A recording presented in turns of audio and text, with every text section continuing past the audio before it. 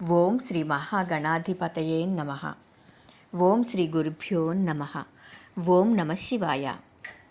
శివపురాణంలో ఈరోజు గణనాథుడి గురించి తెలుసుకుందాం. గురువర్య, పార్వతీ పరమేశ్వరుల కుమారుడు కుమారస్వామి అన్నారు. మరి గణపతి ఎవరు? అసలు గణపతులు ఎంతమంది? గణపతి గణాధిపతి ఎలా అయ్యాడు? ఆ వివరాలు మాకు తెలియచేయండి అన్నాడు నారాయణ భట్టు. చెప్పటం మొదలుపెట్టాడు రత్నాకరుడు. నాయనా, శివపార్వతుల కళ్యాణమైంది. వారు కైలాసంలో కేళీ మందిరంలో ఉన్నారు. అలా అనేక సంవత్సరాలు గడిచాయి.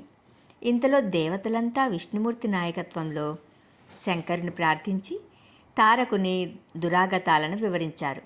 అప్పుడు శంకరుడు తన వీర్యాన్ని అగ్నిలో విడిచాడు. ఆ విషయం తెలిసిన పార్వతీదేవి దేవతలకు సంతానం కలగకుండా ఉండుగాక అని శపించింది.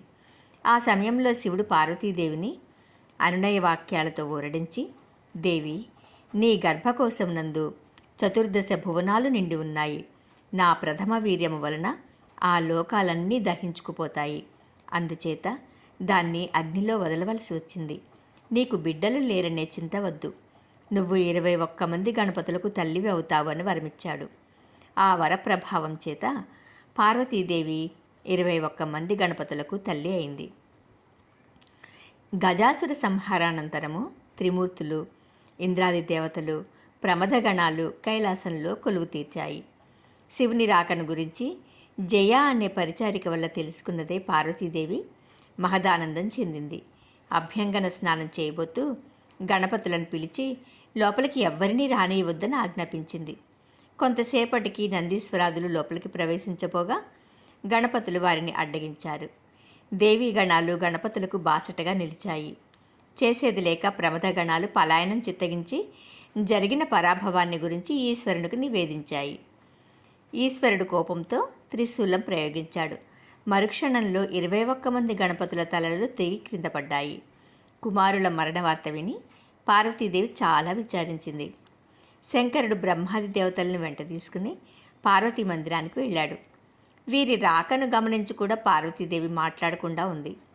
గిరిరాజసుత సౌందర్యానికి శంకరుడు పరవశుడై ఆమెను లాలించడం మొదలుపెట్టాడు. జగదీశ్వరి కన్నెత్తి కూడా చూడలేదు, పన్ను విప్పి మాట్లాడలేదు.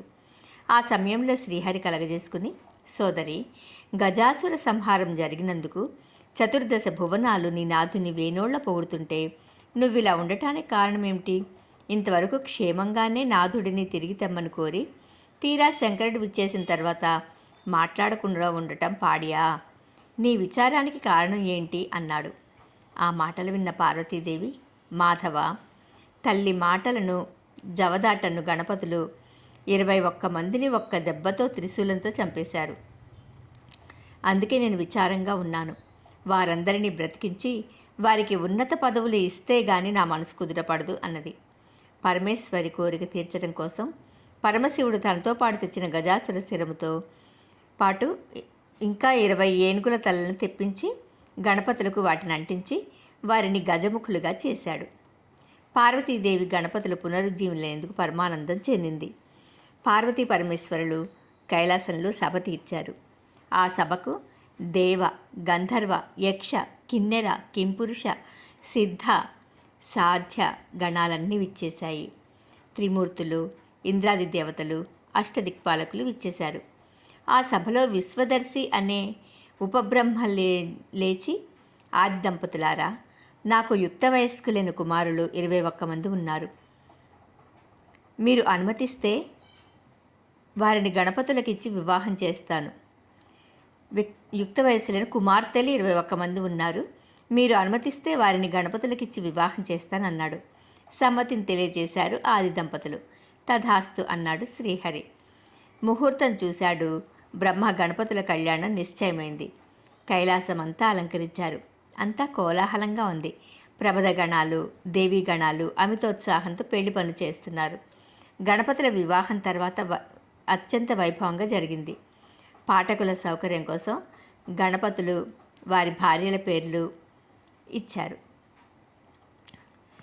లక్ష్మీ గణపతి భార్య పేరు జయలక్ష్మి, సిద్ధి గణపతి సిద్ధి బుద్ధి, చింతామణి గణపతి విజయలక్ష్మి, ఏకదంత గణపతి సిద్ధి, వక్రతుండ గణపతి నవరత్న లక్ష్మి, లక్ష్మీప్రద గణపతి వీరలక్ష్మి, నింబ గణపతి బుద్ధిలక్ష్మి, లంబోదర గణపతి సిద్ధ విద్య, రుణ విమోచన గణపతి సౌభాగ్యలక్ష్మి, శుక్ల గణపతి బుద్ధిలక్ష్మి, ధూమ్ర గణపతి సిద్ధిలక్ష్మి, కృష్ణ గణపతి సువర్ణదేవి, రక్తవర్ణ గణపతి పద్మదేవి, సువర్ణ గణపతి రజతదేవి, విఘ్న గణపతి ప్రజాదేవి, నిర్విఘ్న గణపతి అతి ప్రజ్ఞాదేవి, వికట గణపతి జ్ఞానదేవి, బాలచంద్ర గణపతి చంద్రముఖి, సర్వాంబర గణపతి సంహారదేవి, గణాధిపతి శాంతదేవి, భద్రగణపతి లోకమాత.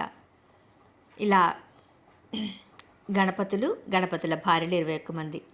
కుమారుల వివాహం జరుగుతున్న సమయంలో ఆ సంతోష సమయంలో పార్వతీ శివునితో, నాథ, కుమారులకు గణాధిపత్యం కూడా ఇచ్చి నాకు మరింత ఆనందం కలుగజేయవలసిందే అన్నది. ఆ మాటలు విన్న శంకరుడు కుమారస్వామిని పిలిచి, నాయన, నీకు సైన్యాధిపత్యమునిచ్చాను కాబట్టి గణాధిపత్యము గణపతులకు ఇస్తానన్నాడు. అది కూడా తనకే కావాలన్నాడు స్కందుడు. శంకరుడు కుమారస్వామిని గణపతులతో పెద్దవాడైన లక్ష్మీ గణపతిని పిలిచి, కుమారులారా, గణాధిపత్యము చాలా బాధ్యతాయుతమైనది కాబట్టి అది అత్యంత సమర్థుడికే ఇవ్వదలిచాను. మీ ఇద్దరికీ ఒక పరీక్ష పెడుతున్నాను. అది లోకాలన్నీ చుట్టి రావటం, అంటే భూప్రదక్షిణ చేయడం. మీలో ఎవరు ముందు భూప్రదక్షిణ చేస్తారో వారికే గణాధిపత్యం లభిస్తుంది అన్నాడు. ఆ మాటలు విన్నదే తడవుగా సరే అంటూ నెమలి వాహనమెక్కి రివ్వున వెళ్ళిపోయాడు కుమారస్వామి.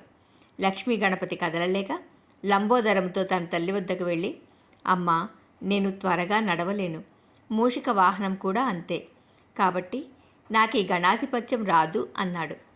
దానికి పార్వతీదేవి, కుమారా, చింతించకు, శ్రీమన్నారాయణుడు చతురోపాయ నిపుణుడు, ఆశ్రిత వత్సరుడు, పైగా నీకు మేనమామ, ఆయన్ని ఆశ్రయించు, తరుణోపాయం చూపుతాడు అన్నది. శ్రీహరిని ఆశ్రయించాడు లక్ష్మీ గణపతి. శ్రీహరికడు ప్రసన్నుడై, శివపంచాక్షరి మంత్రము మహామహిమోపేతమైనది కాబట్టి ఆ మంత్రాన్ని 5 లక్షల సార్లు జపించి నీ తల్లిదండ్రులకు 3 సార్లు ప్రదక్షిణాలు చేయి, భూప్రదక్షిణ చేసిన ఫలితం నీకు దక్కుతుంది అన్నాడు. అలాగే చేశాడు లక్ష్మీ గణపతి. కుమారస్వామి నెమలి వాహనం మీద కాశీ క్షేత్రానికి వెళ్ళి గంగా స్నానం చేసి విశ్వేశ్వర దర్శనం చేసుకున్నారు. అంతకుముందే గణపతి అక్కడికి వచ్చి వెళ్ళాడు అని చెప్పారు అక్కడి వారు. ప్రయాగ వెళ్ళి మాధవేశ్వరుని దర్శించాడు కుమారస్వామి.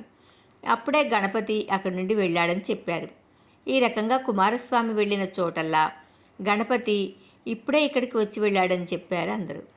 చేసేది లేక తిరిగి వచ్చి తల్లిదండ్రులకు నమస్కరించాడు కుమారస్వామి. ఆ ప్రక్కనే ఉన్నాడు గణపతి.